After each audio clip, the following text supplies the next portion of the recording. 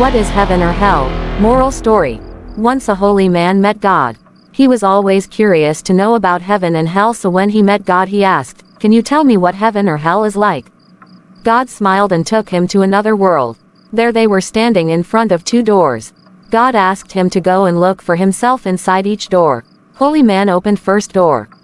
There he saw a large round table with people sitting around. A large pot of delicious stew was kept in middle of table. People sitting there were having very long spoons as attachment to their arms. Spoons was long enough to reach pot of delicious stew in middle, but because of long handle people were not able to get spoonful of food back into their mouth. Not being able to eat food because of those long spoons, they all were looking were thin and sickly. People there were very sad and unhappy. Holy man was shuddered seeing the misery of people suffering there. Holy man came back from that room and opened door to another room. Another room was exactly same as first room.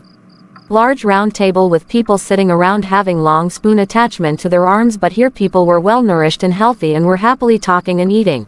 Holy man was happy to see that and came out of that door. He went to God and said, "I don't understand. Both room are same, yet one room is full of misery and another is filled with happiness." God explained, "You see, those long spoon extension are long enough to feed others but not short enough to feed yourself.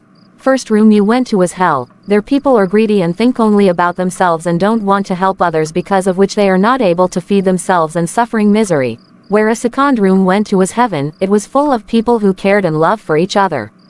They support each other and feed each other with those long spoons, because of which they are healthy and happy."